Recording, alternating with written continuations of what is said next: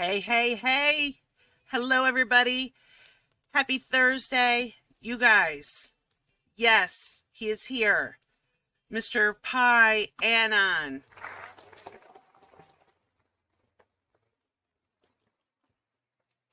We got some clapping. Hi, Pi.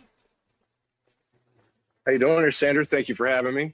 Thank you for coming. Happy Patriot Day. Happy Patriot Day. I mean, seriously, what is up with what perfect timing? What perfect timing. Let's say hi. Well, let's say hi to everybody over in D Live. What's up, D Live? What's up, CloutHub, Foxhole, and Twitch? Thank you, everybody, for being here. Pi, this is a big deal. This is a big day. This is a this is a game changer for our country. What's up, Z? This is a game changer for our country. I mean, big time. And you were there. So I want to first say thank you for coming today and, giving a firsthand. Hey, my pleasure. Yeah. Firsthand. Will you start to tell us, like, how did it all happen? What's up, Jonah? How did it happen? How did you plan to go? Will you tell us, like, before you went? And then Star Angel, what's up? And then tell us. Give us the deets. Well, Trump put out the infamous tweet of come down to come down to DC on the 6th. That'll be wild. And a lot of folks were planning on peacefully protesting for election integrity. And Enoch, who, you're very familiar with, would set up the Midnight Ride caravan.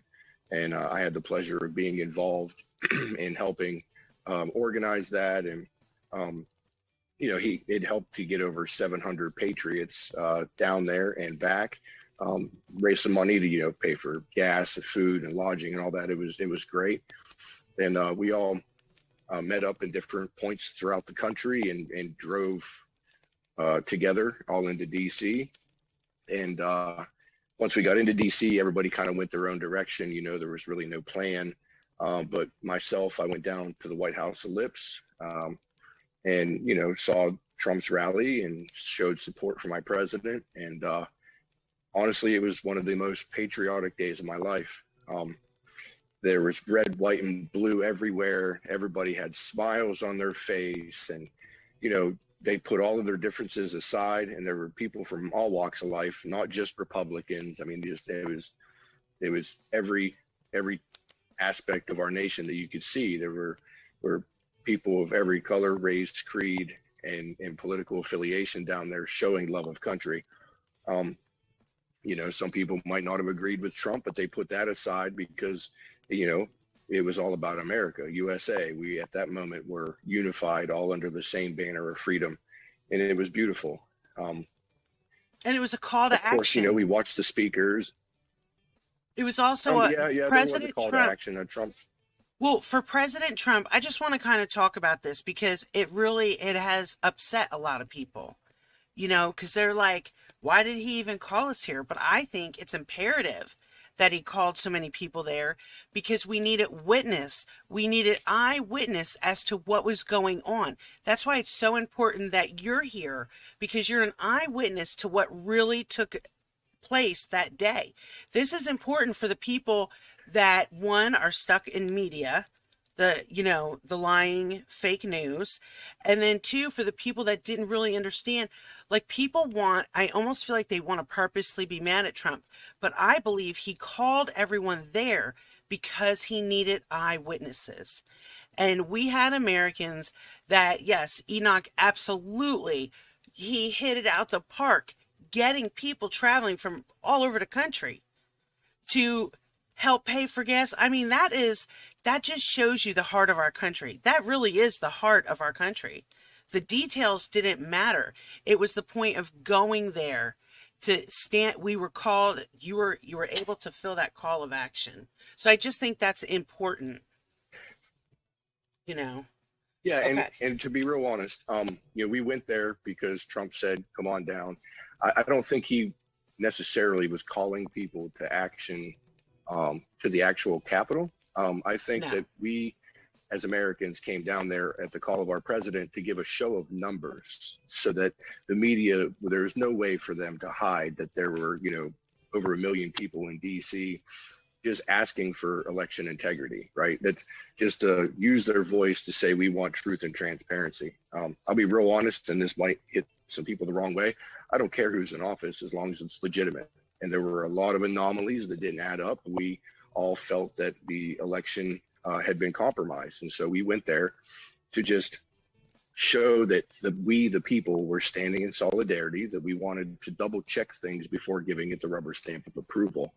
I was informed they had like a permit for everybody to be there, and all that. So it was not necessarily, I'll be honest, I didn't go to the Capitol because Trump. I went to the rally because of Trump, and we went to DC in general because Trump said, come on down, we want to use our voice. But personally, I went to the Capitol because I swore an oath to the Constitution when I joined the military, and I was never relieved of that oath whenever I left. I felt it imperative upon myself to use my voice and exercise my First Amendment right to peaceably protest the election, and to show those that are supposed to represent us that we, the people, wanted them to just take a step back before running headfirst into what was obviously a fraud. So with that being said, I wholeheartely believe that every individual is sovereign to their own actions. I didn't do anything for Trump. Trump didn't ask me to do anything. I went there because that was what I considered my civil duty. Now, real quick, I did not go into the building. I did not attack anybody. I did not destroy anything. But I am under federal indictment. I have 10 charges against me. Okay, hold on. Which they say hold on. You have to let me get this in, because you just said you held up. First of all, I want to say, what's up, Enoch?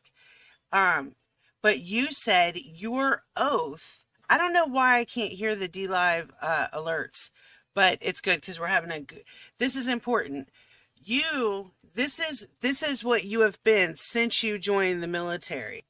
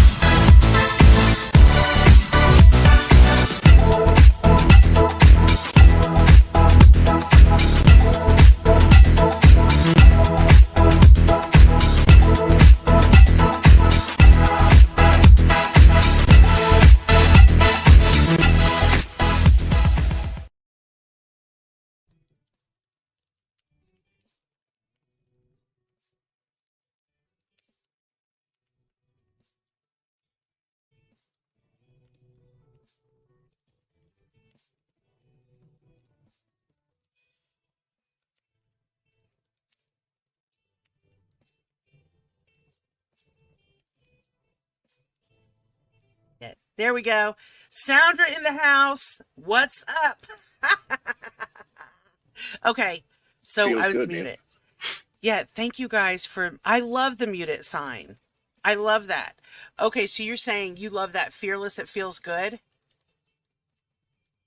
Because that's what you are. And then yeah, for sure. And I said, there's a lot of soy that's been going on. And I think what's happening is this is also an opportunity for people that don't have kahunas, right? You're showing people what it is. I mean, let's just be honest, what it is to have kahunas. Because to me, this is a very stressful. You have got children and a wife and a job. And this is like some serious shenanigans. Yeah. I mean, this is a pretty serious situation. Whenever the Trump speech was over, a lot of us headed down to the Capitol, and the cell service there was, next to nothing. So there was no way for us to get any type of notifications. I had no idea what was going on at the Capitol building. By the time I had actually already got there, it was already evacuated, and like, you know, all of the stuff that you see plastered all over the media was already over with. You know, and there were no barriers. We actually went down, I think it was Constitution Avenue, or I don't remember what the name of the street was, but there was a giant American flag being carried, and we walked underneath that flag the whole way down the whole way down the road, singing the national anthem, showing our patriotism, and like, you know, like just continuing the good, lighthearted, joyful atmosphere that was previously. When I started getting closer, because of my time in the military, I smelled tear gas, and that raised some alarm bells in my head. And so I made sure to start recording everything as we approached the Capitol building. And, you know, like I said, I never went in, but I stayed outside. I saw the lines of police, and I used my First Amendment right to voice that what I thought what they were doing was incorrect, and that, you know, what we went there for was to protest, for, you know, use our free speech to protest the election integrity. And it went haywire pretty quick. And, you know, I saw some people in the crowd were using bullhorns, barking out orders, giving people direction, and that, you know, seemed odd. There were concussion grenades being thrown into crowds of peaceful people just standing around. I saw an elderly woman get tear gassed. She was standing there with her granddaughter singing the national anthem, and it was an eye opener. Like I was kind of in shock. It saw me, or it seemed to me as if I was experiencing third world country style tyranny right then and there. And so, you know, there was a few instances where people that were defenseless, you know, we stood up for them, and people in the crowd were trying to use weapons against the Capitol Police. And so we would go to take those weapons away from them, pipes specifically. We'd actually found box cutters that were stashed by the urinals, and so we turned those over to Secret Service. You know, but it was kind of nuts. And what did you find next to the urinals? Box cutters, like the retractable knives. Yeah. And so, yeah, we had turned those over to Secret Service to make sure that nobody would get hurt with them. But there was just in hindsight, like looking back, there were certain instances that just didn't look right. People wearing black bloc and bike helmets and tactical gear and all of that. And they were like hanging out in the trees in the crowd and using megaphones to like bark orders and tell people what to do. There were people that were yelling insightful things into the crowd. One example was a gentleman was like, you know, use these pipes for defense against the police. And so we're taking the pipes away from them. And I was yelling, no violence, no violence. And he looked at me and he says, no violence. How do you expect to get your country back? And, you know, I responded the same way we always do, the constitutional process, buddy. Like, you know, we're not here for violence. And a majority of my time there, I was, you know, yelling peace, or, you know, we want peace, no violence, no violence. And, you know, just negotiating with the Capitol Police. They were standing in this big long line, full riot gear, the whole deal. And it was hours. There were instances where I got hit with nightsticks, shot with a rubber bullet, pepper balls. I got sprayed with pepper spray numerous times. And if anybody's ever seen my videos, I posted them all publicly from day one. I've been an open book. I've never, I just have to say it. I mean, emotions got high and my testosterone kicked in. And so like at one point I yelled at the police that their pepper spray tasted like chicken. Oh my God. Not my proudest moment, but you know, it was, anybody that belonged there was not trying to be part of the problem. We were in shock about how the situation had unfolded. And so I saw numerous people that were trying to help alleviate the situation, to protect the vulnerable, getting the elderly and women and children out of there. I put myself between the police and an elderly man that they were beating with nightsticks. He was laying on the ground bleeding from the head.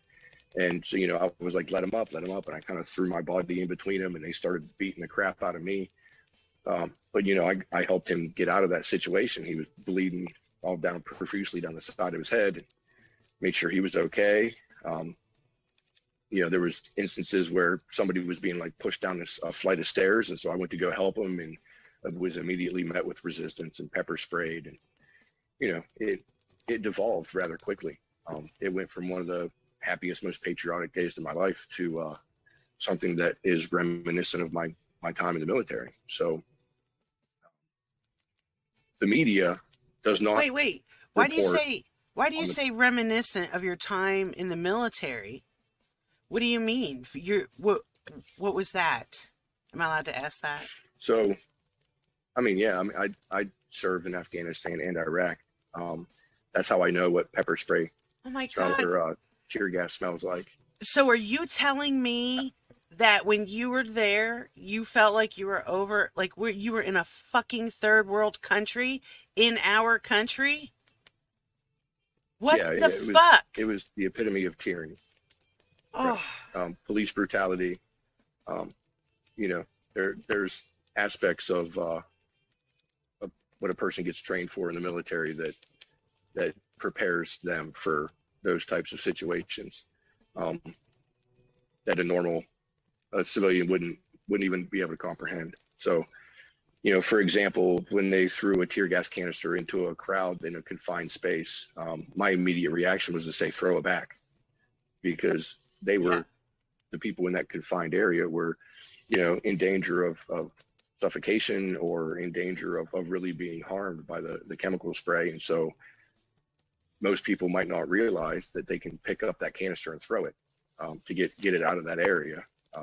And so that's what I did. Nice. You know, to understand the difference between a real grenade and a concussion grenade. You know, most people are in panic. So, you know, knowing that seeing something that's landing in a crowd is just a concussion grenade, that it's not necessarily a direct threat to their life, but still scary and disorienting, to be able to keep your wits about you to help those around you. That's what I'm getting at. Okay, so, first of all, thank you. You know, it kind of makes you...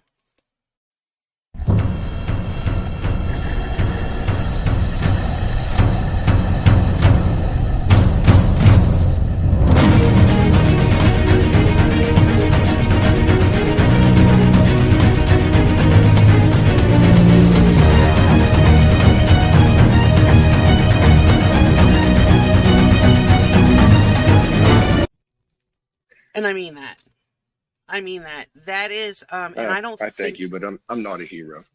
Well, yeah, you kind of are. You know why? Because you stood up and you're here telling people, you're not hiding, you're letting us know the truth, you're sharing the experience. That I cannot imagine that any of this is easy.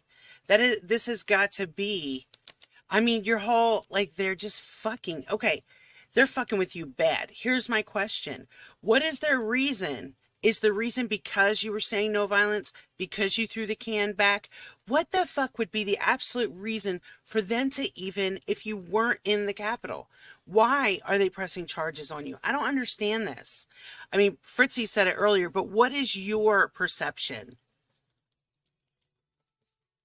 I actually don't know because, you know, I have 3 counts of assault on a police officer.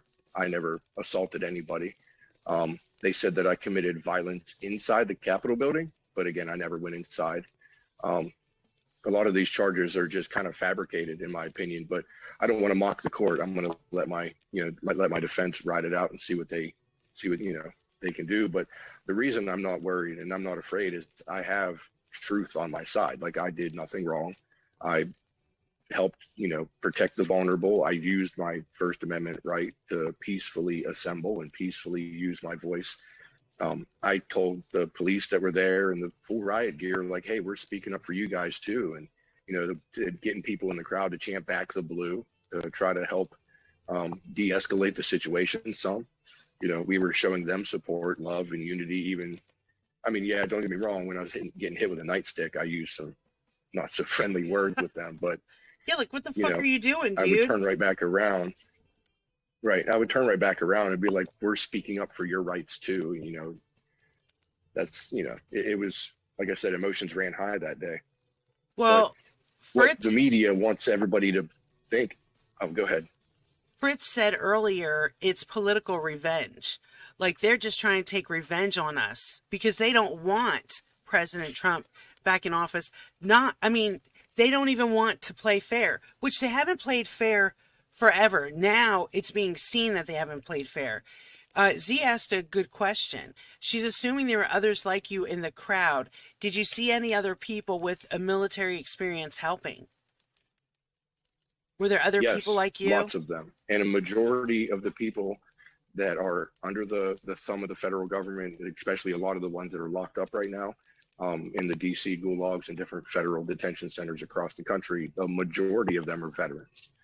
The majority of them are men and women that selflessly took that same oath to support and defend the Constitution and have a life of service. So I wholeheartly believe that this is one political party attacking the other.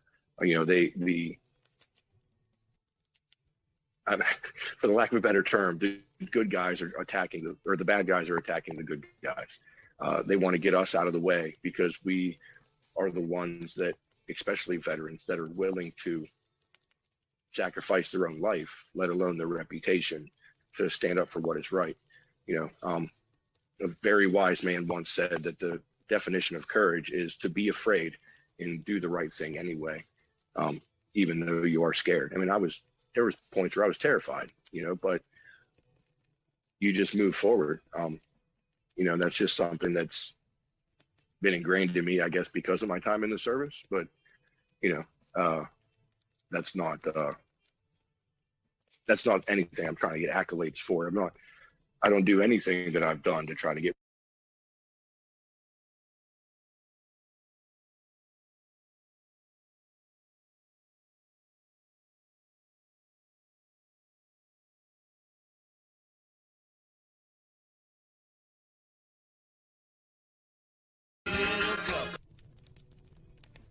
Okay, we're back. What? What? Hi, you were sitting Right here over the saying, target. yeah, we're not surprised. I can't even believe it. Wait a minute. I swear, what the motherfuck is going on in this bitch? I didn't hit that. My God. Yeah, Pie's not surprised at all. And my shit is just going bonkers over here. Way to go, Pie. Way to stand up and tell the truth. Okay, so let's finish setting up this video. Yeah, we're showing the video. We're not scared. So several of the inmates that are in lockup, they send out letters to people, and they receive letters of hope and, you know, show love of nation, and they try to lean on their faith, and they lean on love of country and the fellow Americans that stand behind them. You know, they sing the national anthem every night at 9. That's why I started doing the Sing for Freedom campaign, try to get folks to send in videos of them singing the national anthem to stand in solidarity with those that are in lockup, because it is completely disgusting conditions in which they are in. Honestly, terrorists in Guantanamo Bay get treated better, and that's a fact. So one of those letters stood out from all the rest, and it was not necessarily full of hope and pleasantries. It was basically an excoriation of the American people to let them know, like, you need to do something. You cannot sit back and wait for somebody to come and save them. They are depending on us to use our voice and to speak up and to bring awareness to what they're going through. And so this video is called A Letter to America. It is written by one of the inmates in the DC gulag, and it has been produced, and all of the readings are done by actual January 6th defendants. And, you know, it's an amazing, very powerful video that's a call to action to the American people. But I have to give a ton of credit to those that put this together. I have a very small part in it where I got to read part of that letter. But the wonderful patriots such as Tim Rivers and Marie Goodwin and Dave Summerall from StopHate.com and a few others that were involved in this. I mean, they are warriors for truth and freedom when it comes to our J6 defendants and their families. And so I implore you to pay attention to this video and take it to heart, because it's coming from the source 100%. All right, here we go.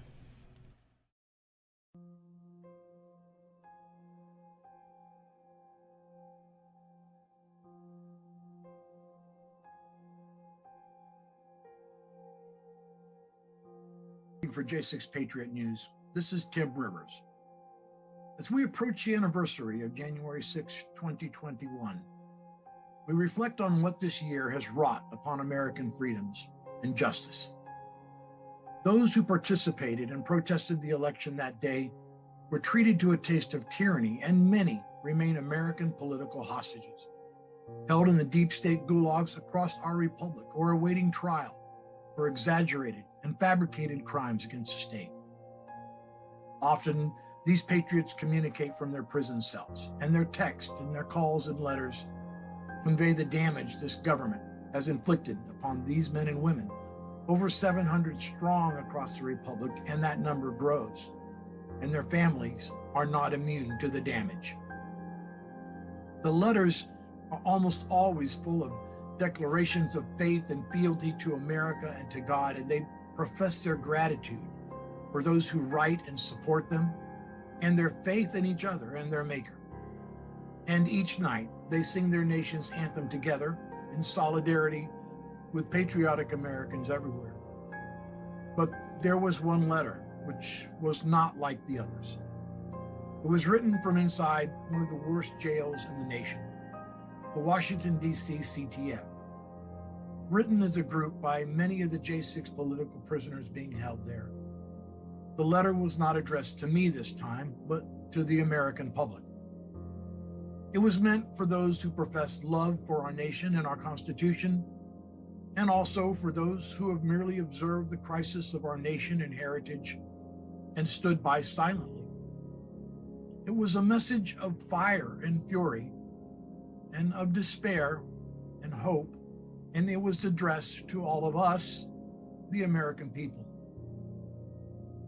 Hear their words now in the voices of actual January 6 defendants, political prisoners to the cause of freedom and justice, and heed their message. I'm proud to present the letter to America.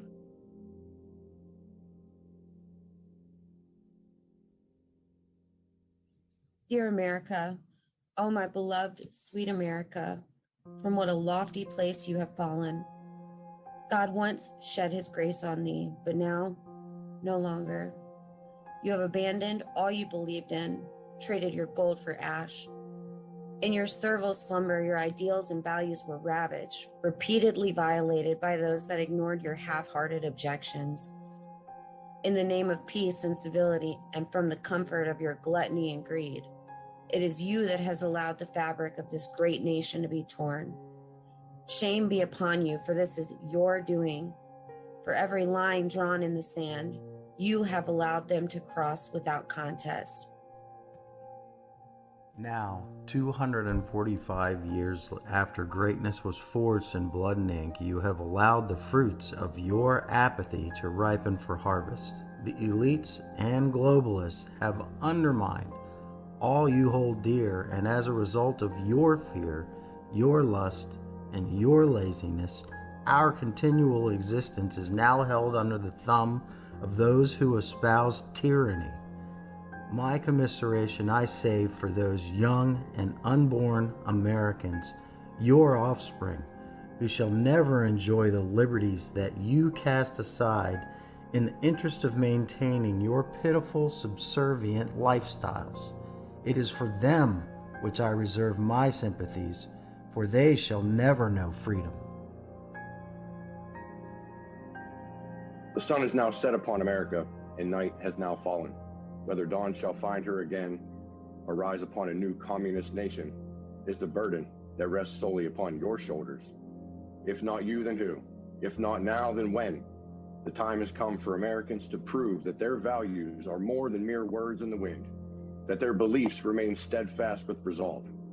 Further inaction will breed further despotism to encroach. On that day, my pity will be held in reserve for those who have earned freedom or those who will never have the opportunity to know it.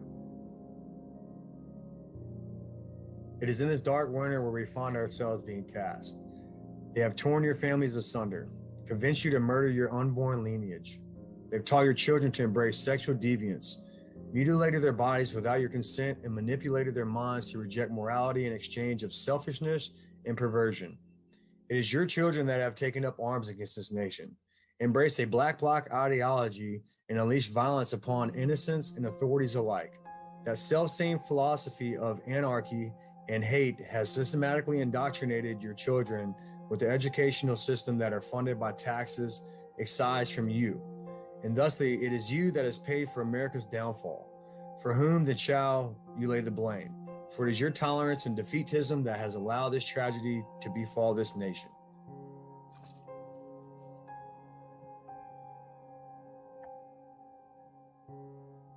Why then should I feign astonishment that you would enable, encourage, embrace the treatment we as strangers have endured at your hands? It is your labor that has directly funded our wrongful incarceration, the violation of our civil liberties, and the violence that has been enacted upon us. That fateful day on the 6th of January, this year of our Lord, 2021, we, the Patriots that answered our country's call, were unabashed as we stood shoulder to shoulder in solidarity to protest the electoral process being usurped from Americans by the tyrants that remain hell-bent on your enslavement. Your Stockholm Syndrome has been systematically cemented sufficiently so that our abuse and mistreatment is met with resounding applause. For 12 months now, this travesty has been permitted to persist by your silent consent. We stood peacefully that historic day, ushered onto the grounds of the People's House in unison, and were then assaulted by those whom we had once embraced. As the conflict ensued, the melee that was initiated by the authorities soon spiraled into the slaughter of 4 innocents. It is the same authorities that then investigated themselves and found themselves blameless. It is you, America, that has tolerated this injustice and allowed it to prevail. The blood of those 4 innocents is on your hands as the result of your silence. The responsibility is yours alone for permitting us to remain incarcerated illegitimately on your behalf. They came in the dark of night, forced their way into our homes with rams, threw explosives, pointed guns at our children, and dragged us screaming from our loved ones for merely showing the audacity to stand up for your rights. Virtually all of us abducted in this manner behaved peacefully on the 6th, and most of those who did violence felt compelled to act in the defense of those women and elderly that were brutally executed by those unprepared, incompetent fools that you employ to safeguard this nation. As a result of the violence enacted upon us that day, we remain abducted, held hostage at your behest. That plight persists unabated by those who are your neighbors, veterans, teachers, business owners, pastors, firefighters, medics, police, and parents. We stood for America while you slept in ignorance and are continuing to suffer at your hands.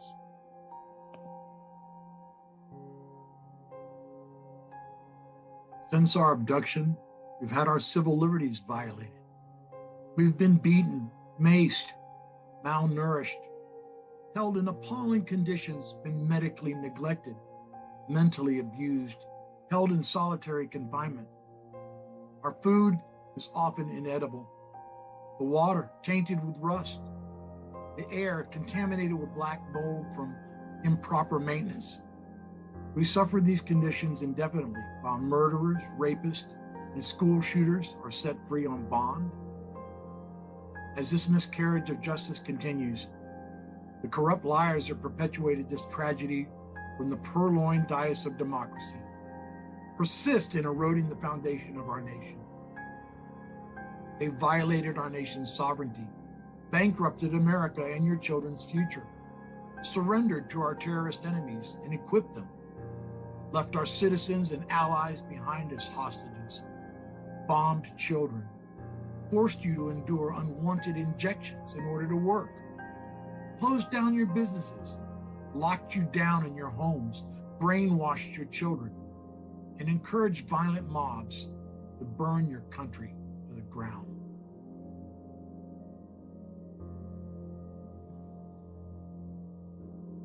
When will you stand up, America? How far is too far?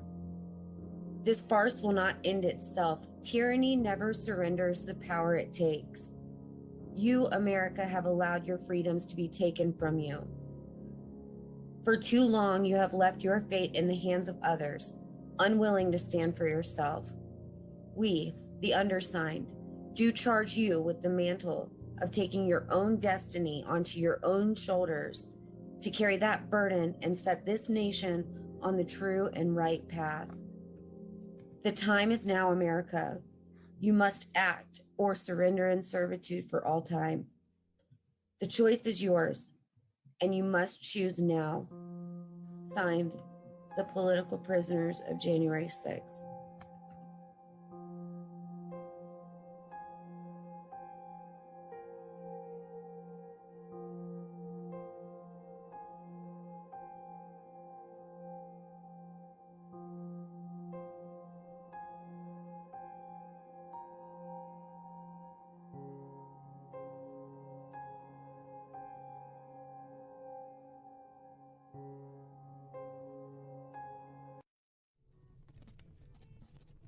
Wow, Pie. That right Wow. there is why I don't want to put any credit to Trump, because it's not going to be Trump that saves us. It's us, we the people, because we are, those that are in power are only in power because of the consent of the governed. It's us that have the power to stand up and say, we are not going to comply with this tyranny, and to use our voice and to abolish their elected offices and to put people in office that are going to stand up for our Constitution. It's us, nobody else. Nobody's coming to save us. No other country in the world is gonna be the bastion of freedom that is America. There's nowhere else to run. It's us. And It's true. I hold this near and dear to my heart because there are men and women that are upstanding citizens. They're family men and pastors and law enforcement and prior military and mothers that have been yanked from the arms of their children because they love their country and are willing to just speak up and say, we want freedom. And it's almost as if there's a complete media blackout. Nobody's speaking about it. And they've been sitting in solitary confinement now for, some of them have just misdemeanors of like trespassing or parading, which the maximum punishment is 6 months if they're found guilty, but yet they haven't been to trial. Many of them haven't even seen the evidence against them yet. And they've been in there for over 10 months, just waiting trial. None of them have been convicted. They're still just waiting longer than the actual punishment would entail. So, and again, the conditions are abhorrent, as you heard in the video. So Yeah, and something it's needs also, to be done, and it's up to us to do it. Yeah, it's also, in all honesty, this is exactly why, like, if people could just really open up their minds for a minute, this is exactly why it was imperative that Trump did not just take it.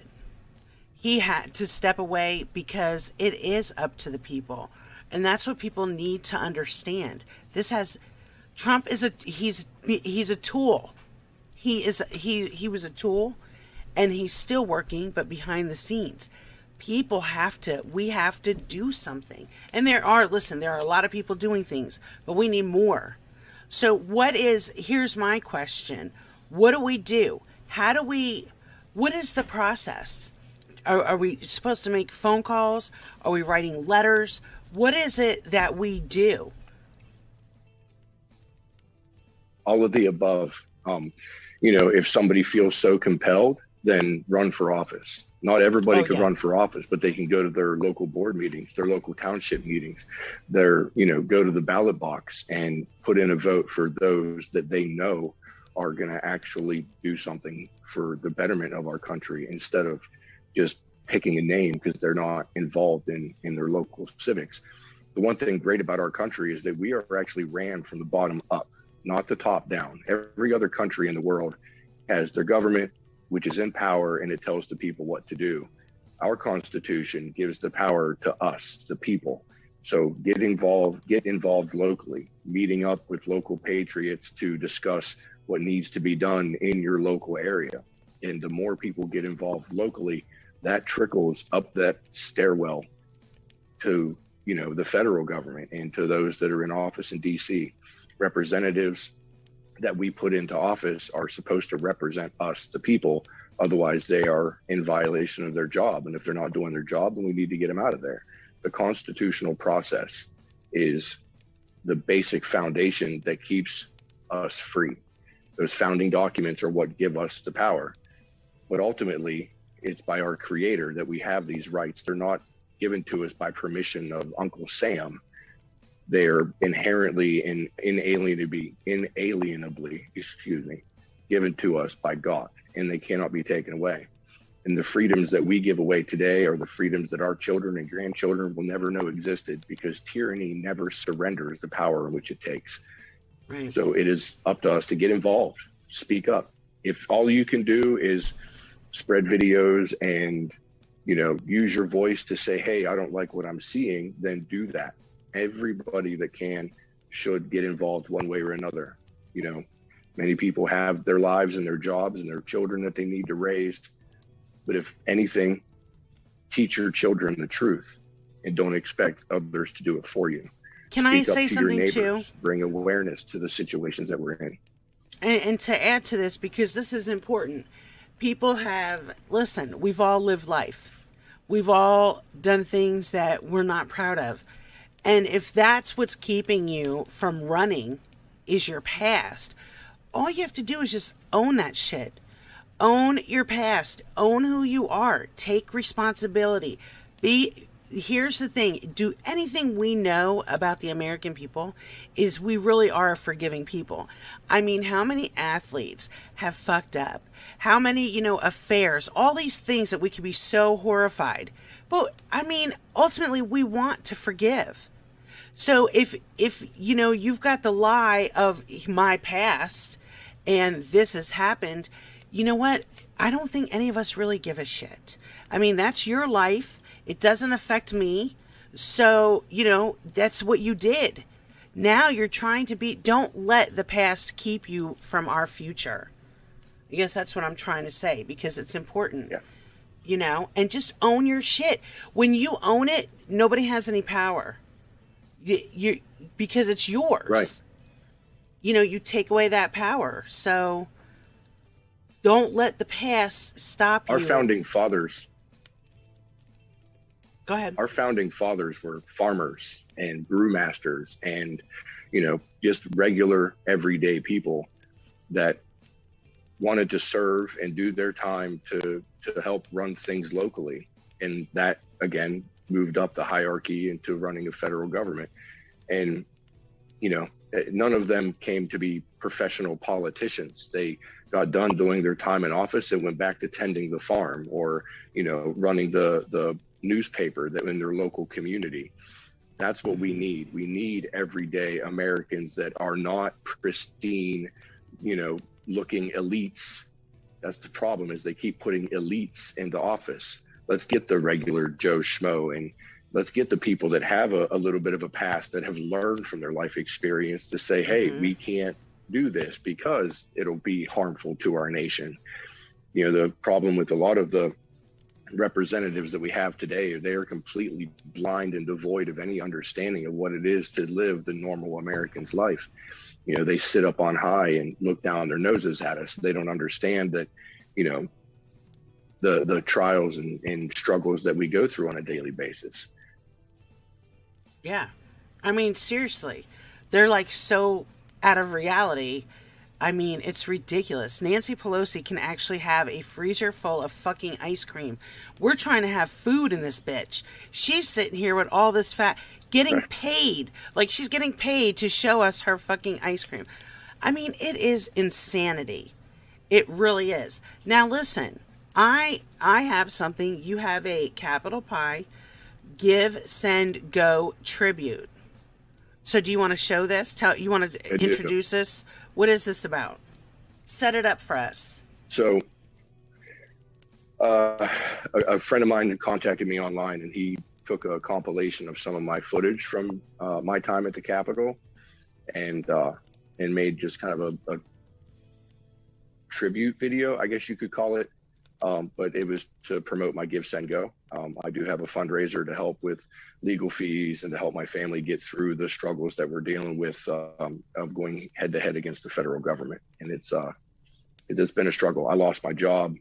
I actually was, without any income at all for 2 months in the middle of dealing with all of this initially.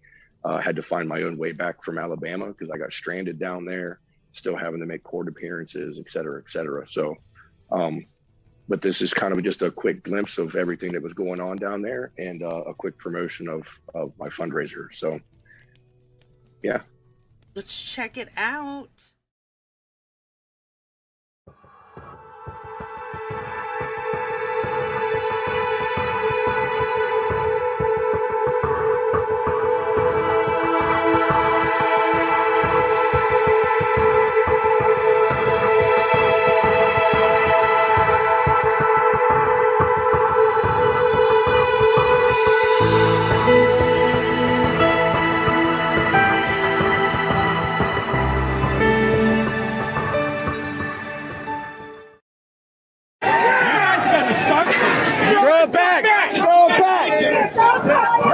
You want to tear gas innocent people? Huh? Does that make you feel good? We want freedom. We don't want violence. We want peace. We want freedom. We want our liberty. We want truth. All we ask is that you stand down. Let us in our house. Let us in our house. We love you. We back the blue. We appreciate you, but you took an oath, and you know what you're doing is wrong. You know what you're doing is a violation of your oath.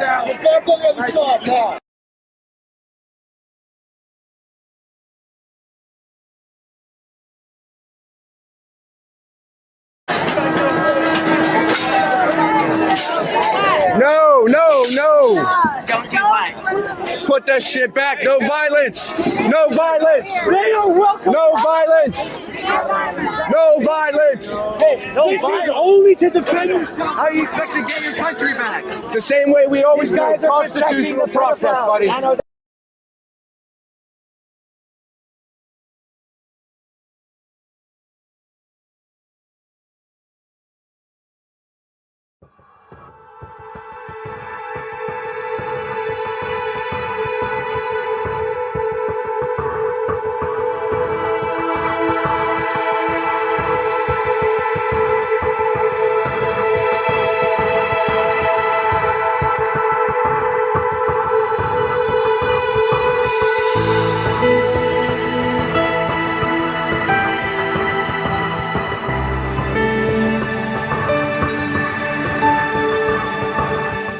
Listen, I got to tell you what I was doing. I just took a picture and I was sending it to you in the Telegram because it has 17 views right now. And I take that shit personal. I'm like, yay! And I don't know if you noticed, it wasn't on purpose. Our little promo was 17 seconds. I did not do that on purpose. It was after the fact. I'm like, what's up? So, I'll send that to you in a minute. Pi. Yeah. I mean, it doesn't appear as though you're an insurrectionist. That is the question. No, I'm not. I mean, okay, so can I get real personal? Can I get real nosy? Whatever you want. I've been an open book from day one, girlie. You know that. All right. Yeah, I know. I want everyone else to know that I asked permission. How did your wife, how does your wife handle this? I'll be honest, not too well. And it's mostly out of just the fear of what happens if I do end up going to prison. You know, the federal government has a 97% prosecution rate, and that's pretty intimidating.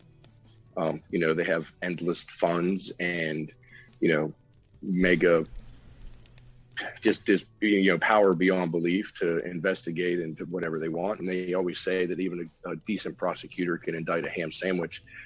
So I realized that the fire that I'm walking into head first, and, you know, maximum with all of my charges put together, like worst case max, I'm looking at like 72 years. which would never happen because, you know, the way the courts work, they compile things together. Some things will probably get dismissed, et cetera. I don't know. I'm still kind of in a limbo where I'm just now starting to see some of the video evidence of what they say they have against me. But, you know, it's all flimsy at best, in my opinion. Because again, like I said, I have truth on my side. I didn't do anything wrong. I know what I did and did not do there. And the charges they have against me are a bunch of bunk, in my opinion. So it is very taxing and tolling because we have, you know, I have 4 kids and a mortgage and, you know, a life that I have to provide for. I'm the sole income for my house. I help take care of my father-in-law who lives with us. He's actually having some pretty dire, he's in the hospital at the moment in ICU because he's having some severe medical problems, but he's been living with us for over a year now, and actually almost 2 years now, you know, on oxygen, COPD, et cetera, et cetera. And, you know, I have been working myself to the bone to provide for them. And it's a scary thought to think that my wife would have to handle all of this on her own. And, I mean, I'm sure she can do it. She's a very strong, independent woman, and she's served in the military just like I did. And so she can always find a way. You know, there's no quit in her whatsoever. But it's still, it's emotional. And sometimes fear gets the best of us, and we succumb to that dark side of our emotions. But together, we're in this, and I know that we together can get through it. She's a wonderful woman and has the strength of a mama bear. So, you know, there's a reason I call her ma'am. She could drop me like a bad habit. I mean, seriously, like I could say. You've had the pleasure of meeting her, so. Yes, she is badass. She is a very strong woman, you know, and very sweet and tender at the same time. It's really, it's really pretty. She's a fascinating, very cool chick. Your kids, I mean, I love them. My girls love them. We talk about you guys. It was such a nice time, and it was so real. And, you know, you and I actually planned for next Wednesday for you to come on and talk about it. And then it was like, whoa, it's the 6th. Hold up. Because you sent, and I'm like, dude, come on. Let's talk about this because it's so important. So I'm just asking if everybody, will you guys please, we need to add the father-in-law. We need to add, I mean, his daughter. It doesn't matter. That's her dad. That's her dad. I mean, this is like, we need to pray for your wife, Mrs. Anon. Mrs. Pie. We have to pray for her. Let's just call her Mrs. Pie, because that is a lot. She's got kids. Doesn't she homeschool too? Does she homeschool? No, we have them in public schooling, but she is here helping them with their homework and whenever they do the remote learning stuff. I mean, like she's all up in it. And like, you know, I got 2 boys and 2 girls, and my oldest, he actually is just joined the Navy to follow in her in my footsteps because we're both Navy veterans. And then, you know, I got my 2 girls, one's a teenager and one's a preteen, and then my youngest is 8. So, you know, and everything that comes with that, it's a bit of a handful sometimes, but you know, she does a wonderful job. And the biggest fear is that, you know, what happens if I do end up going away to prison, because, you know, this is Biden's America. I mean, bottom line, you could be as true and right and correct all you want, but because you go against their narrative, you never know what's going to happen. But, you know, I'm not going to mock the courts. I believe in the justice system. I truly do. And that is something that her and I actually argue over, you know, just as married couples do. And, you know, I don't know what you're, I'm sorry. I don't know what you're talking about. Listen, I have a question. I want to show a video. And the reason why I want to show this video is because I think it's important to show how phony this shit is. And you know what? I had it ready just in case, but then when I saw, you know, Where's Waldo, it appeared scripted through and through. So I have a video to show us all the different things. Are you cool with that? I mean, I think it's mega important. You down? Absolutely.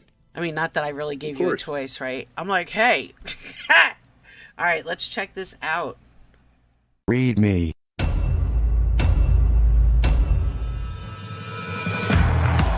There's some protests happening down outside the Capitol. The simulated riots in D.C. was a powder keg long in the making. The evidence for pre-planning and setting up a situation for a disaster is overwhelming. Paid actors. We can take that place. We got more people coming up. Let's get them down here on the flag. I want to confess that I was paid to pretend to protest today. Lady, I'm going to break this fucking phone if you don't stop. They hit me with bullets. They're not officers, man. Controllers. There were guys, they were almost like monitoring them. They were like corralling them, and they were telling them what to do, and they did everything these guys did. Bring the red home! You can drop down into a room underneath the people. Take a step back. Get in there. Do your job. Get out. And Hollywood tear gas and mace.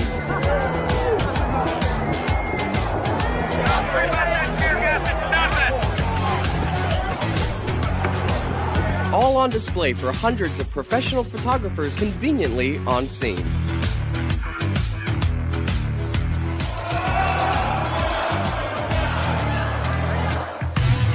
In this episode, we're going to analyze the climax of the story and show you how a little stage direction and fake blood became an instrumental role in furthering the division of the nation. And he was hiding there. She had no idea that he was even sitting there aiming a gun right at her face. It's not talk anymore! I didn't see it, but they shot a woman. They all acting. They acting. This is Everything Wrong with the Capitol Shooting. I'm convinced it was University of New York State from what I saw. You guys gonna come in the building? Only on Woo's News. Can you stop that for a The second, Homeland please? Security Exercise and Evaluation Program provides a set of guidelines. Yeah. Okay, so I just want to point out that Ashley Babbitt is dead. That was not fabricated. She is a real American Air Force veteran that was shot in cold blood. And that is not, this video, I've seen it before, tries to say that her killing was fake. It's not.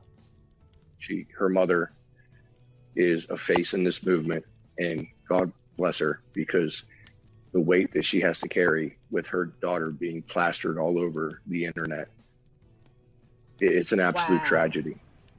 So I'm so sorry.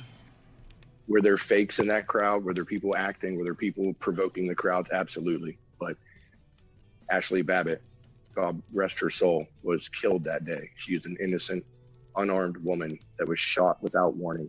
And the cop that shot her was just given a clear pass to go on with his life. But her life is ended. So. Well, that sucks. Yeah. Did she do a video? I mean, did she do like an interview or? Her mother, yes. She actually runs an organization called J for J6. It's Justice for J6, January 6th.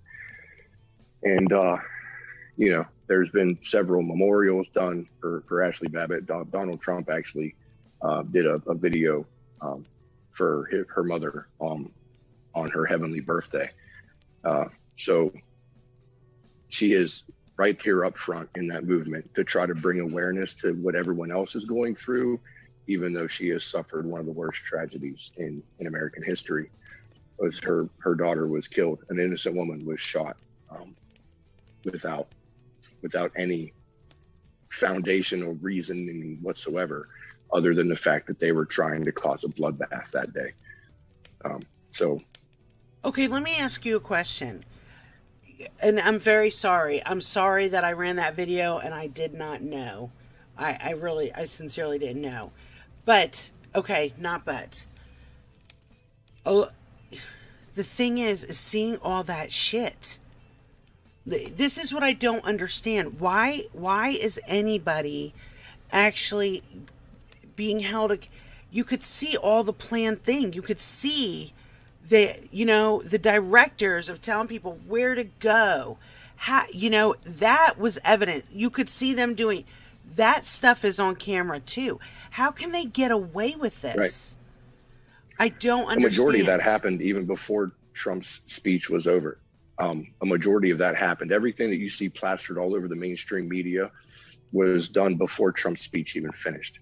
The majority of the people that came after Trump's speech, because every Trump supporter is going to stick around to hear what he has to say, at least a majority of it, and that was all done for the cameras so that they could paint true patriots as violent and everything else that they paint us as racists and bigots, et cetera, et cetera.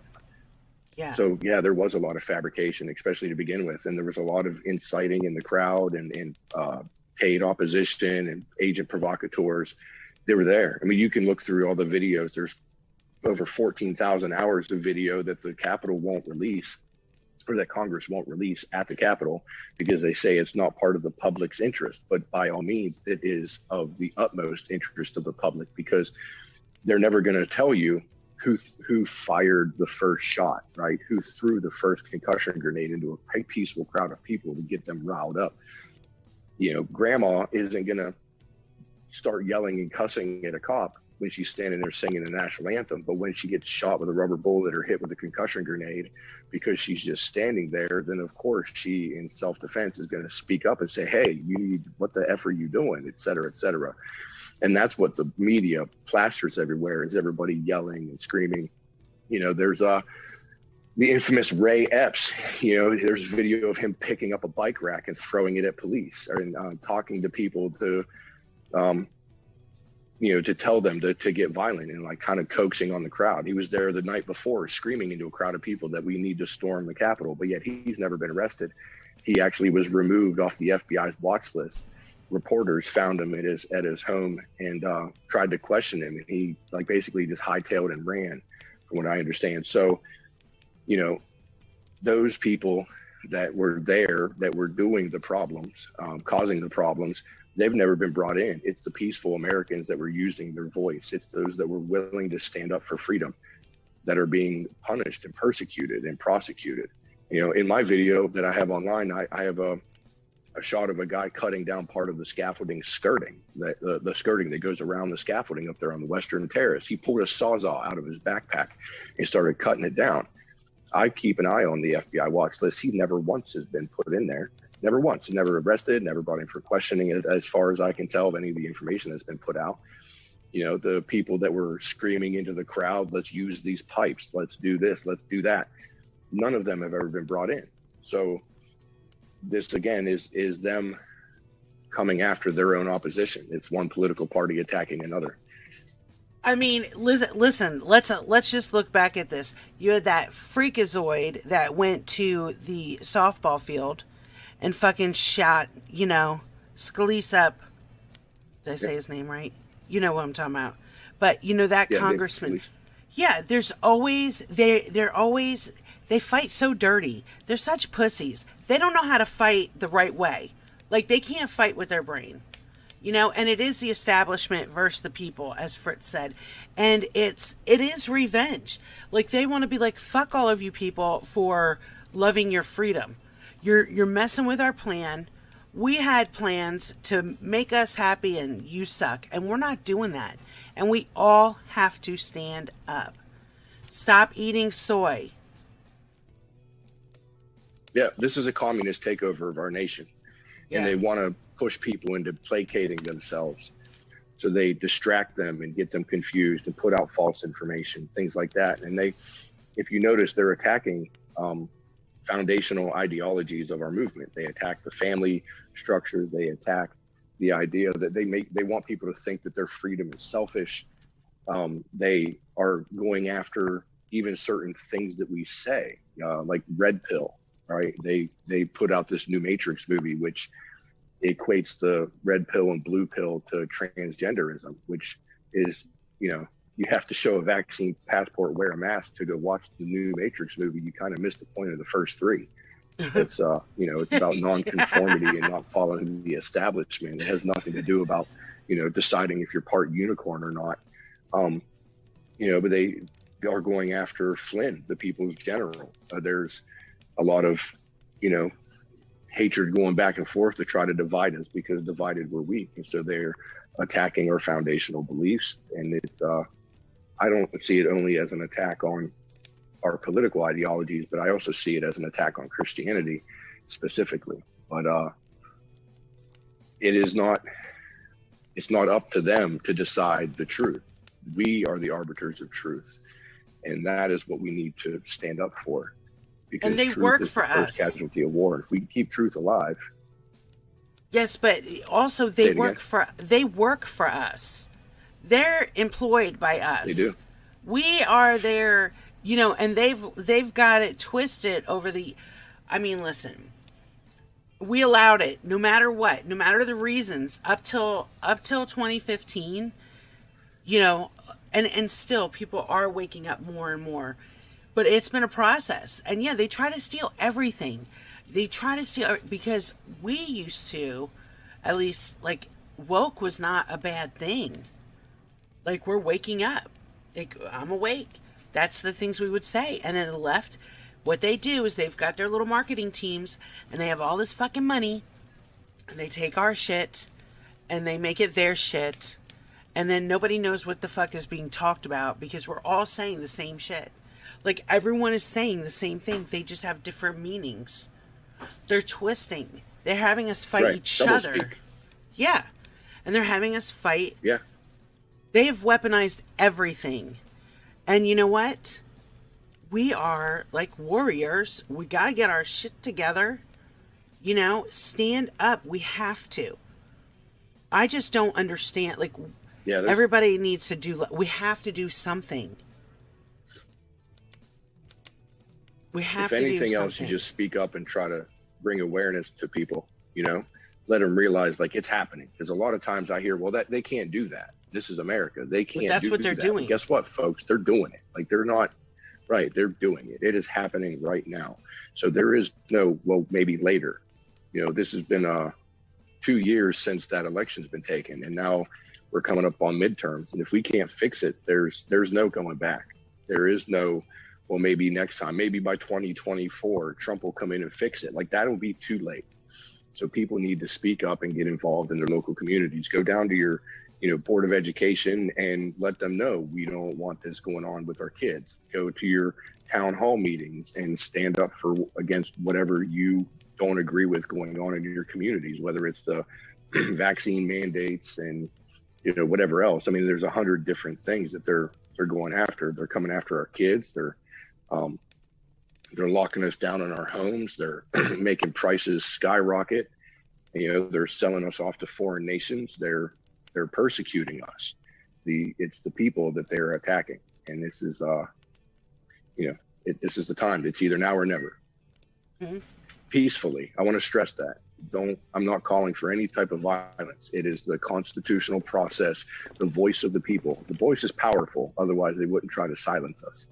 You know, but it amazes me how many people are okay being censored online. Their voice just shut out completely. You know, and then there's others that are on these big tech things that they just don't even realize it. Here's the thing. This is how dumb.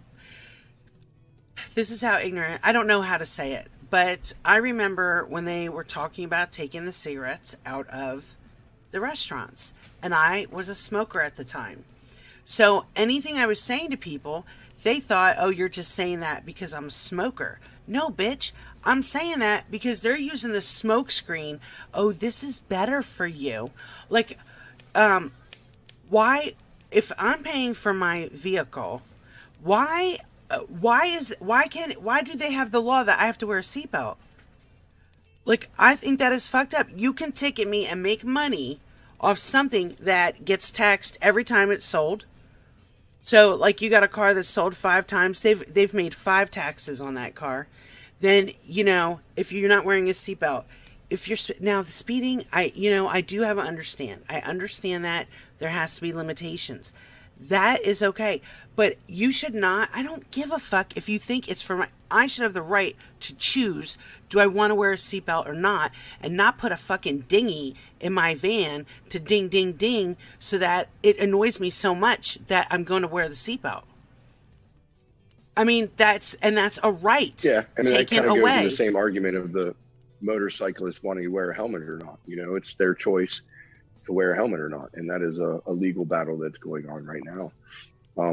A lot of car companies actually fought putting seatbelts into their vehicles or for it being mandated, but eventually, you know, they gave in, and that's, you know, I want my kids to wear a seatbelt, so I'm not taking that argument. But it's the point is, it's not about what it's our right, because that's our right. You get to choose. Right, to be punishable by law. Yeah, like they can write me if they choose $100 fine. And well, in fact, I got $195 fine because my 7-year-old was not in a booster seat. She was just under a regular seatbelt. And I got a fine for $195. Who the fuck are you and why? And by, you know, the laws that we've allowed to put, it's those little laws that chip away at our freedoms. And everything is for in the name of safety or health. Who the fuck are you to decide? I don't live in a communist country. Yeah. Like, everything matters. Taking cigarettes out of the restaurant, out of the bar. You can't even smoke in the bar. Come on, they fucked with people's finances. Always chipping away because people that smoke and drink, good tippers. Yeah, no problem. Look at Walmart. Look at Walmart. You go, now their business model is that you go into the store, you find the product that you want, you take it up front, you scan it yourself, you bag it yourself, and then as you're leaving the store after paying for it, they stop you at the door and want to check your receipt, basically accusing you of stealing. A lot of people don't realize that receipt is a contract. It transfers ownership from the store to you of that commerce. Yep. And so they have no right to search your property. The Fourth Amendment of the Constitution protects you against the illegal search and seizure. And so they can't actually stop you when you're walking out the door with your items. Now, the cart, that's their property, so they can stop the cart. But if you have your bags in your hands and you're walking out the door, they cannot stop you. Now, the real crux is Black Friday. I went shopping and went to go buy just a couple items for Christmas for the family. And as I was walking out, the guy says, "Sir, can I see your receipt?" And I paid for everything. I mean, I'm on camera the entire time, facial recognition. They have security walking around the place. You know, if they have any inkling that I would have stolen something, they would have stopped me long before. But as I'm walking out the door, he says, "Let me see your receipt." And I said, "No, thank you. Have a good day." And I just kept on walking. They actually had armed, uniformed police officers there, hired by Walmart to enforce store policy, not just the law, but to enforce store policy. And a police officer chased me across the parking lot, stopped me, and demanded to search my stuff and to see my receipt, etc., blatantly accusing me of shoplifting. I put up a hard front at first, had my wife with me, and I was like, you know, I explained everything that I just said to you about the Fourth Amendment. And I even offered to go back into the store and sit down and wait while they look at the cameras. And if they had any probable cause that I stole something, then I would submit to them and I would consent to letting them search my stuff, knowing very darn well that I didn't take a damn thing. But it got to a point where they were honestly going to throw me in cuffs before even searching anything. And given my current situation with the feds, I found it wiser in my behalf to just be like, you know what, fine, here's my receipt. It's proof that I paid for stuff because I'm not trying to violate my bond so I can get my daughter a 30-inch TV for her room. So, you know, I had to bow down to tyranny at that moment. But any other time, I would not. Wait, no. This is very important. The only reason why they could do that is because everybody, the majority of people, say okay and just show their receipt. So when you have actually someone that's standing up for their own rights, that right there shows you the power of the people coming together. Because if the people came together and everyone started saying no, the contract was at the register, then that shit's over. They won't even do it because once everyone does it. We just need to get people focused and come back. You know what? People need to understand you're worthy. We are worthy of our rights, regardless of what they try to tell us or how they try to make us feel. You know? 100%. And they've conditioned society to just comply. You know, that's why people are, even though it's been proven 100 times over that the masks don't work, they're still walking around with diapers on your face and telling you that you're going to kill their grandma because you're not wearing one. You know, or that they scream that it's the unvaccinated that are making the vaccinated sick, because just people are conditioned to comply. So, I mean, you know, it is what it is, but people need to wake up and not be woke, right? Woke means you're still asleep, but you need to be awake, actually take the time to open your eyes and see what's going on around you. And that is something that every veteran understands, because they see their rights being eroded by the same people that we embrace as representatives and those that we put in power to protect it. They're the ones that are taking it away. Just like when a school shooting happens, they want to take away everybody's guns, but nobody ever mentions, well, hey, a school is a gun-free zone.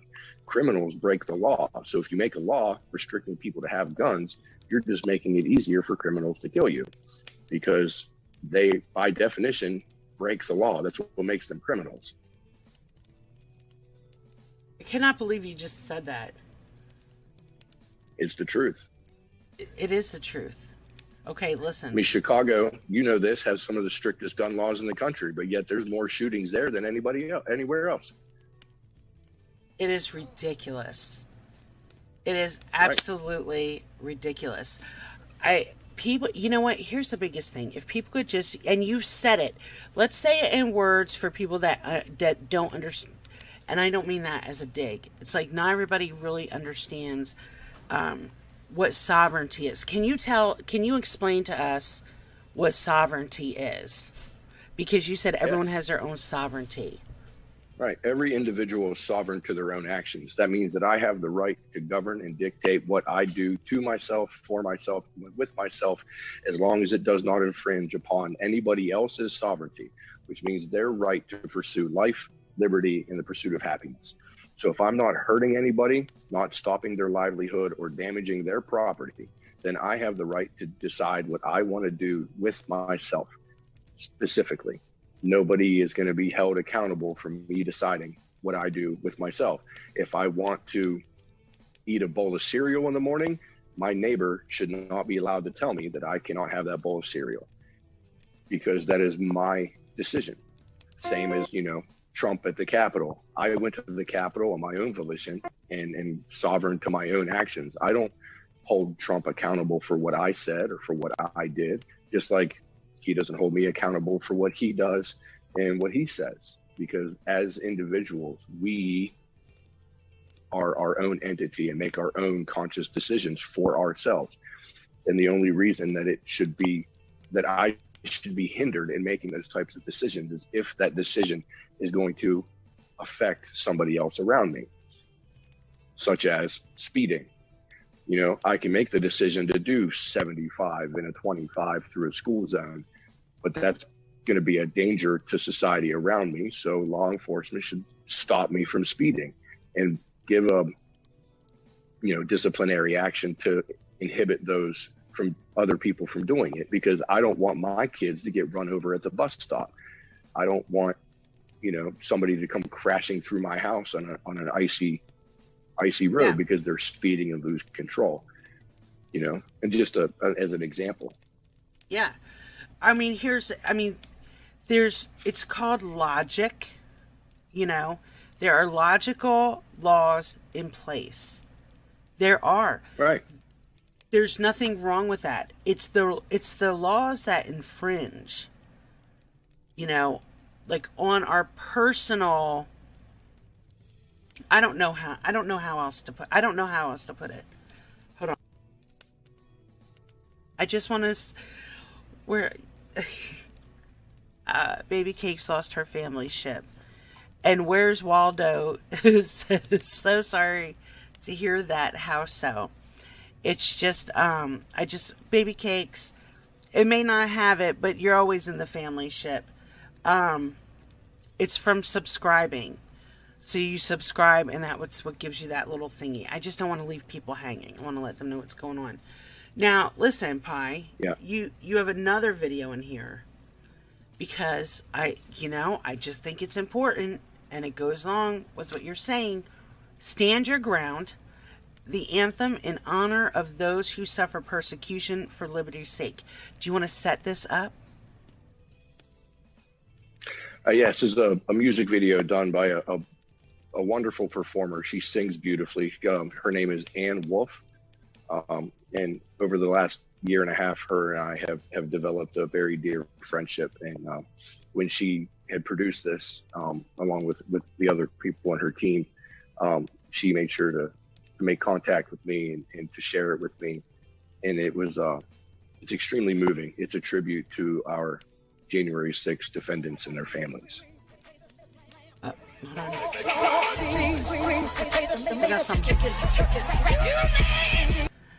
Thank you. Thank you, Blige Pumper. That's very cool. All right, so let's, it is really cool. I love bacon. Do you love bacon pie? Of course. That's what makes the world go round. Right? Okay, what is your favorite breakfast? Oh boy. Okay, so you know that I can eat a lot. So I call it the farmer's breakfast. It is 4 to 6 slices of bacon, 2 eggs over easy, country fried steak, French fries with brown gravy, and a large order of biscuits and gravy. Oh my gosh. Wow. And that's in one setting? Oh, yeah. Yeah, I'll probably come back for more. I typically get more bacon and probably another piece of country fried steak afterwards, but I always start off with that at least. Wow. That's a lot of, but I mean, seriously, you chow down. You can eat. I'm shocked. You have an excellent metabolism. Oh. All right. What is your favorite? I work a lot. I. It's true. You do work a lot. Tell me, do you drink a lot of water? Actually, I drink tons of tea. I'm a tea fan. I drink iced tea all day long, coffee and tea, and every now and then a Monster energy drink or something like that, but mostly tea. Okay. What is your favorite lunch? Beef jerky. And typically I'm working, so I don't eat lunch often. I tend to throw a snack in my face in between my jobs. And so I just, so I can keep it moving and not stop. If you tend to eat a big meal in the middle of the day, it makes me sluggish. But I smash food in the morning and I smash a large dinner. Okay. And that was but next. I eat light during the day. Tell me your dinner. Oh my God, I cannot wait to hear this. Your favorite dinner. My favorite dinner that I eat on a regular, because I have a favorite meal, but it's all hoity-toity and fancy, which I don't get very often. But my favorite dinner is probably fried chicken, beef tips and noodles, and Brussels sprouts. And then I like to have probably a burger or something on the side, but afterwards, because you can never get the wife to make all that at once. And so whenever she's done with that meal, then I'll maybe an hour later go back in the kitchen and make myself a burger. I like to have a breakfast burger, put the egg on it and all that kind of stuff. But yeah, You said you put an egg on your burger? Oh yeah, the breakfast burgers are amazing. Okay, so you love burgers. Is a burger your favorite thing? Yeah. It's old American, old-fashioned type of, or not old-fashioned, but it's a popular and common meal. And you can get it anywhere. So you can go to fast food places and, you can always find a good burger. And I travel quite a bit. So I like to find the decent burger joints and, get that authentic food for the locals. I don't like to hit the big franchises. They're garbage in my opinion. But if you can go to a place and you ask for a double cheeseburger and it's this tall, it just makes you feel good. Okay. Okay. What is one of your favorite places that you go to when you travel? Do you look forward to going to as far as the burger?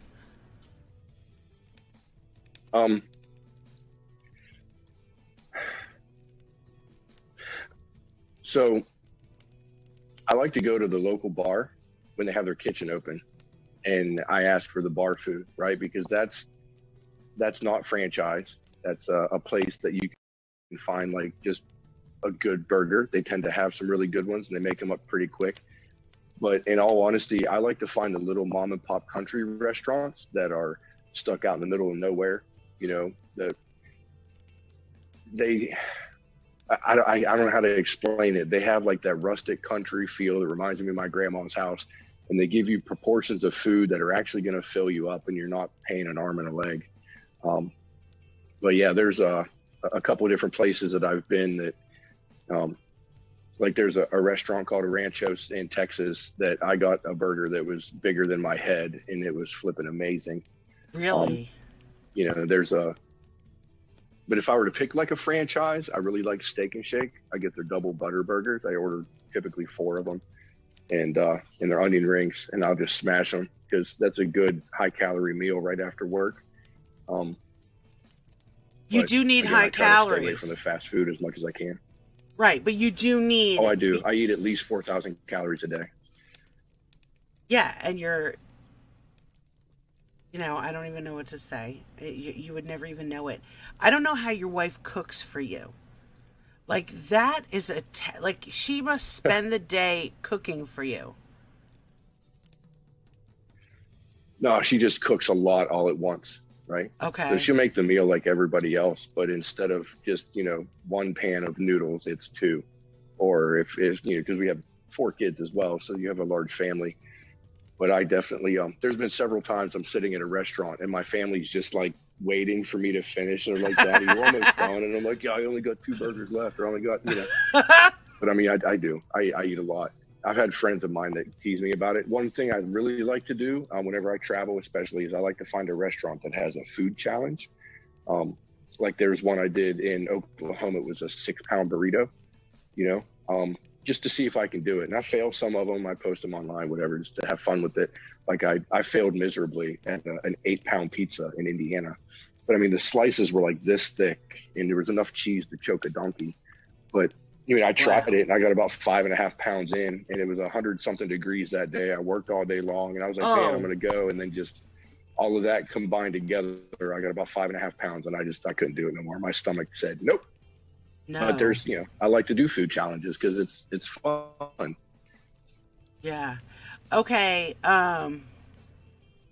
Here's my question. What one have you won that you're most proud of? That I'm most proud of? There's a they call it the Big Boy Pizza. It's a local pizza joint. It's a 72 slices. It's supposed to be you and one other person, 2 toppings, and it is massive. Like they bring out this giant pizza on the table, and yeah, it's 72 slices all together, and you have an hour to eat it. And my partner quit about 9 slices in, and I smashed the rest of it. All in that time frame? Oh yeah, for sure. Let's check this out. This is the Stand Your Ground. We talked about this like 5 minutes ago. Are you ready to check it out? Yeah, Ann Wolf, sorry about the shitty intro, but your song is definitely worth it. Playing, that is.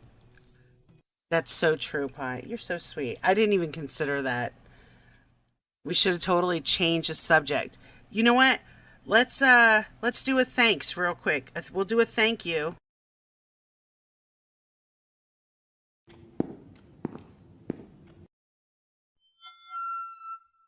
Oh, very much.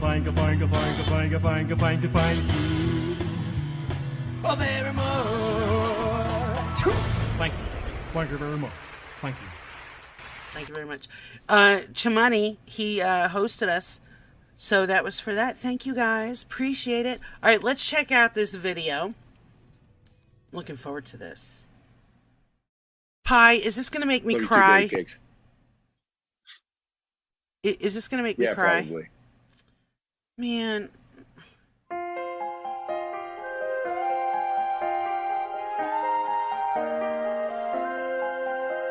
My father always taught that I could speak and on freedom make a stand.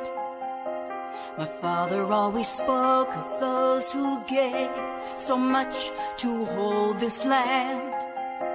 My father always said that I should live in a way that would bring honor and work to keep the vision high of our forefathers, our wisdom scholars. They say freedom today can be gone tomorrow. Wake up, look around, and hold to freedom with all your strength and stand your ground. Now I find myself behind these walls with silence as companion, reliving in my mind the cyclone days that brought me to where I am. I can still hear my family's cries as they shackle me away, but the truth still burns inside my soul as I pray and hear today. I wait today. Freedom today can be gone tomorrow. Wake up, look around, and hold to freedom with all your strength and stand your ground.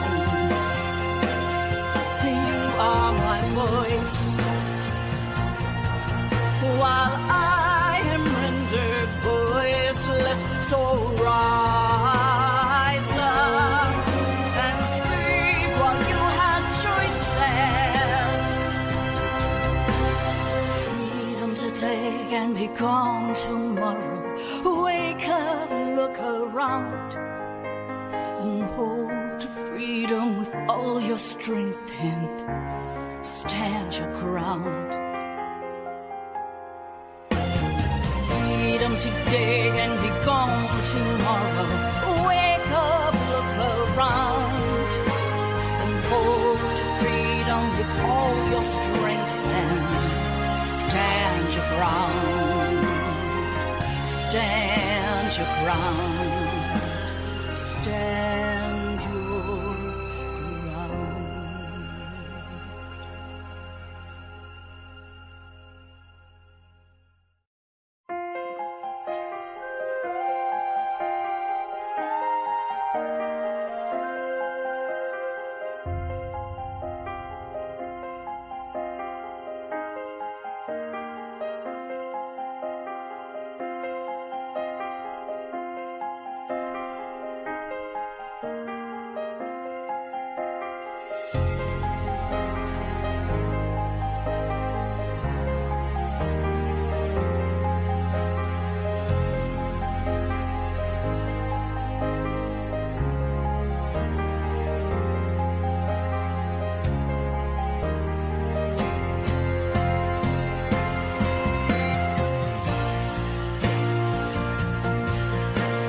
What you can do: pray for prisoners, write letters to prisoners.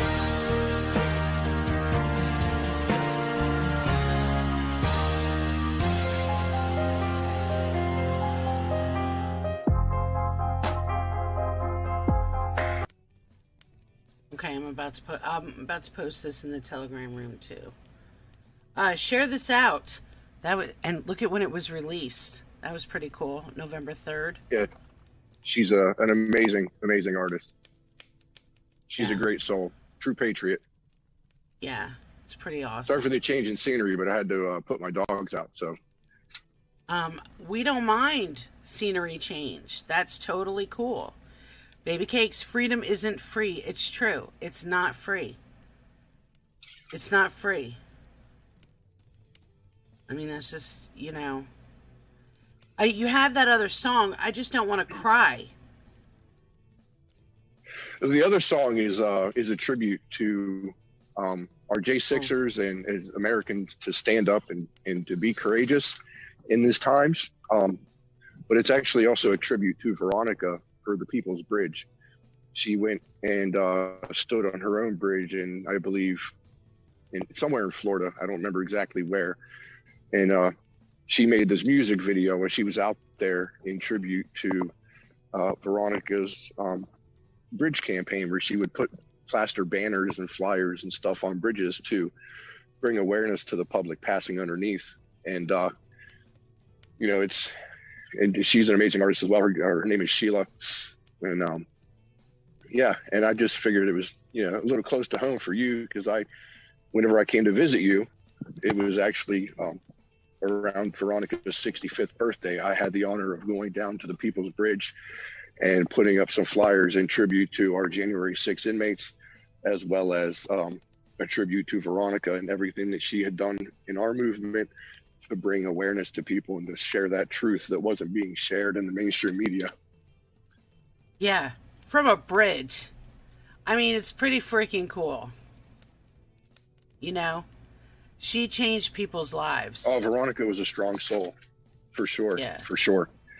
And it was, I was extremely honored to be able to share in that legacy, to keep it going, because she has since passed. And that was a great loss to our community. So God bless her. Yeah. I mean, seriously. It's definitely, we're going to play that like right before we go. Here's what I want to know from you, Pi, because I'm not going to cry and do that. I mean, this song gets to me. It's very, it's very get-worthy. Like, I don't know how else to put it. Yeah. It's extremely emotional. And I mean, bottom line, it's up to us. We need to stand our ground and just say, no, we will not comply to your tyranny. And that's, you know, kind of the basis of everything that I've been saying today, is that it's up to us to stand up and use our voice and say, we will not comply. We will not follow these unconstitutional orders and oppression that we're being put under. And it's because many of us are willing to stand up and use our voice that they are trying to push us under their thumb. And I'm trying to remember which founding father said it. I think it was Thomas Jefferson, but if I'm wrong, then please correct me. But it said that if the people fear their government, that's tyranny. But when the government fears its people, that's freedom. You know, they work for us. We, the people, are where the power lies. And we give them the power to do the boring daily maintenance of governance, but it's only by our consent, you know. And whenever a veteran swears the oath to the Constitution, when they join, they put their right hand up and they make that oath. It says that they will follow all lawful orders. And as citizens, we have a duty to not follow any unlawful order. So if we're given a directive or order or whatever, a law that is not lawful, that is unconstitutional, then we have a civic duty to stand up and say, no, we will not comply with this. And a lot of people, unfortunately, have become complacent and they just do what they're told. And it starts with our kids. They're taught in school to sit down, shut up, and just do what you're told. And I have to give a lot of credit to many children nowadays in the schools that they're seen as the problem child, but that's because they don't conform. They constantly are getting in trouble for taking their masks off, or they're not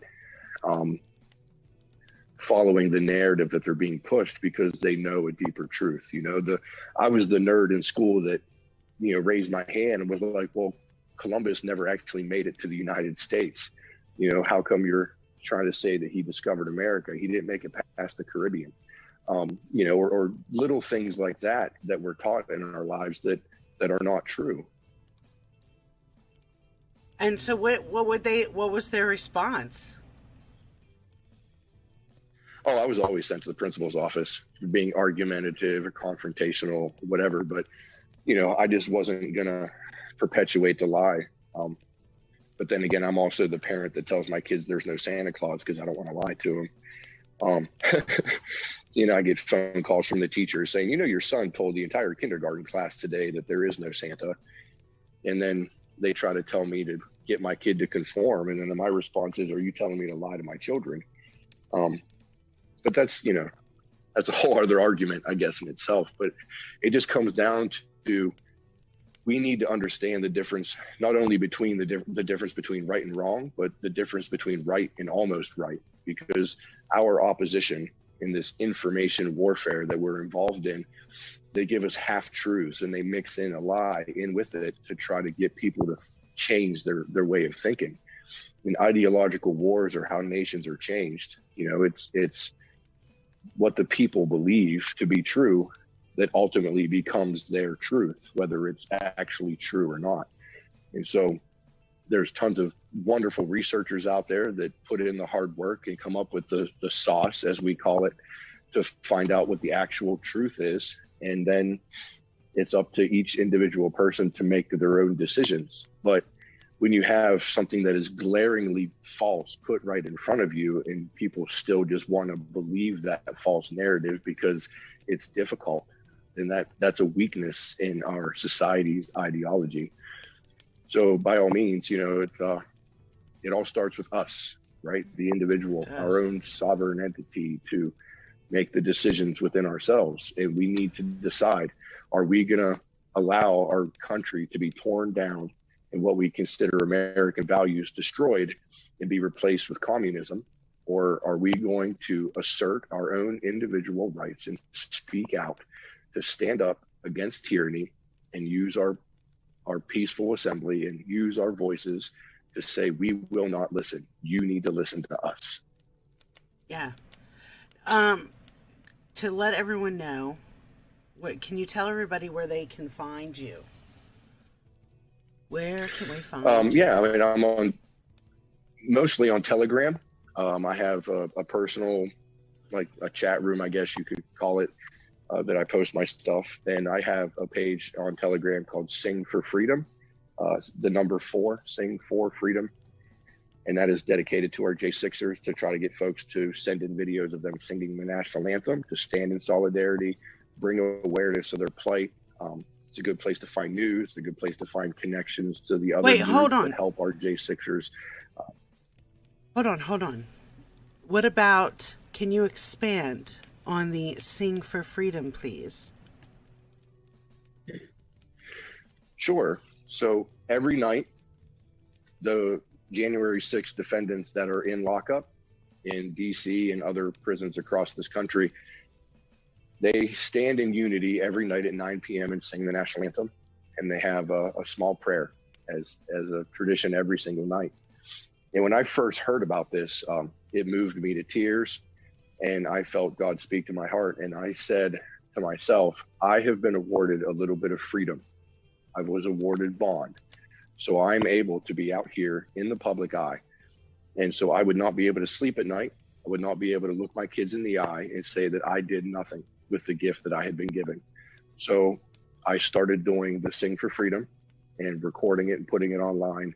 And then I charged everybody else that, you know, come to those channels and saw my stuff, that said, please get involved, sing with us, stand in solidarity with them, because it needs to be known of what they're going through. It needs to be known that our country, land of the free, home of the brave, have American citizens that are political prisoners. I mean, they are POWs in this information warfare that we're fighting.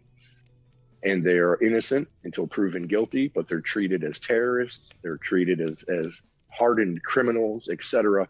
But they haven't even gone to trial yet. And like I said earlier, they've been sitting in there for months just waiting trial. Nobody's been, none of them have been convicted, yet they're still in lockup, in solitary confinement, in horrible conditions of freezing cold and black mold all over the walls. The food has mold in it. A lot of it is uneatable. They're being malnourished and tortured and beaten. There was a gentleman that had cancer, and he was denied his cancer treatments while they were in.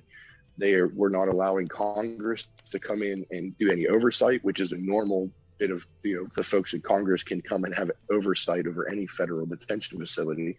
And they were being denied access. They were being denied access to their own lawyers. Just a massive tragedy and in violation of their civil rights, but nobody knew about it. And so I wanted to be a voice for the voiceless. And so I started doing the Sing for Freedom campaign. And I started the channel on Telegram as kind of a way for all of it to be put together. but it's spread out on several different platforms of my YouTube. I have a YouTube channel, Anon. You know, you can find a lot of the Sing for Freedom videos on there. Also CloutHub and Rumble, the Torah3.com, the Tiger Network with Jim Watkins. I so much appreciate the platform that he's given me, and he promotes me quite often because he understands what not just myself, but all of these political prisoners are going through. You know, he promotes the Patriot Mail Project group quite a bit, and he writes letters to the J6ers on a regular basis. I mean, it's just amazing. And Sing for Freedom is something that is a way that we can protest the conditions that they are put in without being harmed by the opposition. They cannot arrest you for singing the national anthem. They cannot call you a violent insurrectionist for singing the national anthem. You know, I've seen people actually go to their board of education meetings and town hall meetings, and when they get up to speak, that's what they do, is they sing the national anthem, and then they'll try to like gavel them down and get them to be quiet. And then the entire crowd joins in with them and starts singing the national anthem, even though the town hall wants them to shut up. That is a form of protest. And it is an interesting time in our country when our own national anthem is seen as a form of protest, because it embodies freedom. It embodies the American resolve that every veteran that has died to keep our country free has fought for. You know, the red stripes on our flag isn't because it's pretty. It represents the blood that has been spilled to keep us free. And the story of the national anthem itself, I implore you all to look it up. It is a story. The song, it was written in a time where men and women were dying, giving their life just to keep a flag flying in the air so that they would not surrender a fort to the British, to the point where the entire British armada, really, like their navy, just surrendered because they could not get that flag to fall. It's a beautiful story. But that song in itself embodies what our country is about. And it is a way that we can bring awareness to the January 6th defendants, revive patriotism in our nation, and stand up and tell Brandon that we will not comply. We want our country. And that's what I'm asking everybody to do, is to just sing the national anthem, submit videos, post them online with the hashtag of Sing for Freedom, to just bring awareness to people around that there's something going on. Yes. Real quick, in the chat, I did post Pi's YouTube channel, but I also posted the song, Be Strong and Courageous. I'm going to post that in the, I don't want to cry, Pi. I'm actually having a hot Sometimes flash. it's healthy. Oh my God, he's forcing me to do it. I have that effect on people. All right. This is such a good song. All right. All right. All right. All right. Do you want to say goodbye to everybody? Yes. I thank you all very much for being here. I thank you, everybody that has shown me the support and prayers, and for those that have been willing to stand up and speak out for their January 6th. 1 year ago today was a pinnacle moment in our country. And it is because of American resolve and American unity and love, we were able to put all of our differences aside and stand together and say, we want freedom, we want peace. And hopefully one day, once this is resolved, because God wins, and I wholeheartedly believe that, our children will be able to live within the ideal society that we saw there on January 6th. We saw how peaceful, loving, patriotic, and just beautiful how it was. That was the true America that we witnessed that day before all hell broke loose. And I hold on to, I cling to that idea that one day my children are going to be able to live within a nation that is based on the America that I know, the America that I grew up in, that I fought for, and that many have been willing to give their lives to protect. So speak up, folks. It's now or never. Yes. Thank you, Pi, for coming on and sharing and being open and talking, allowing your trials for people to learn from, your tribulations that you are you know, it would go back to Romans. I just keep going back to this as, you know, we're building perseverance. And in that perseverance, we're building character. And in that character, and it goes on, and therefore we have hope. What I'm asking is that everybody, no matter what you do, add Pi and his wife to your prayers. And their family, their entire family. Because their kids are affected too, no matter what. The kids, whether we think they know or don't know what's going on, they know something's going on because they're our family. So we need to pray for Pi's entire family. And thank you, Pi, for coming on. I enjoyed. I'm mad at you for Sandra. this. You're the best. I love you too, but I am a little mad at you because you're making me play this song.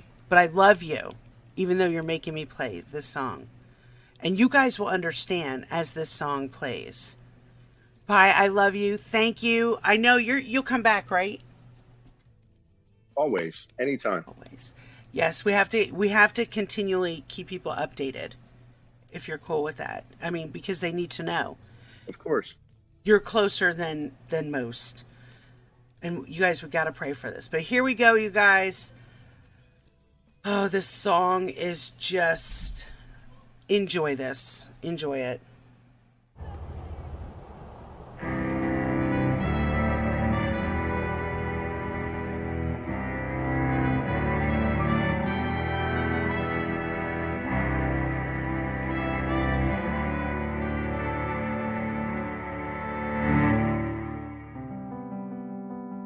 Courage is just having fear, but still doing what you know the right thing to do is, even when you're afraid.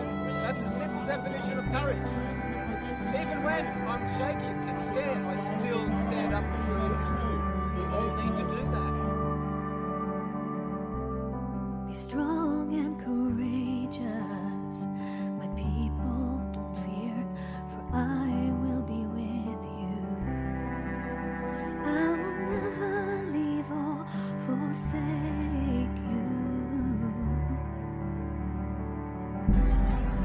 Coming with the swords to divide and conquer, and dying on your land. What are we heading toward? Hold on and be strong and courageous. Warriors, rise up and raise the light up, and I'll be with you. Be strong and courageous. Shout from rooftops, we'll wake the lions up. I'll be with you. Be strong, strong and courageous. Be strong, be courageous. Story Patriot Joe. Out. Shine a light of truth like a fire on a hill that can never be snuffed out. You're the light of the world. Shine forth and be strong and courageous. Warriors, rise up and raise the light up, and I'll be with you. Be strong and courageous. Shout from rooftops, we'll wake the lions up. I'll be with you. Be strong, strong and courageous. Strong and courageous. Yeah.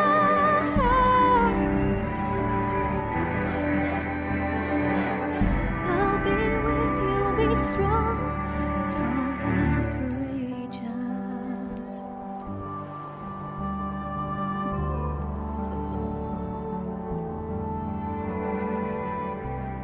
Take no thought for the waves crashing around you. Don't look down. I've got you. Be strong and courageous.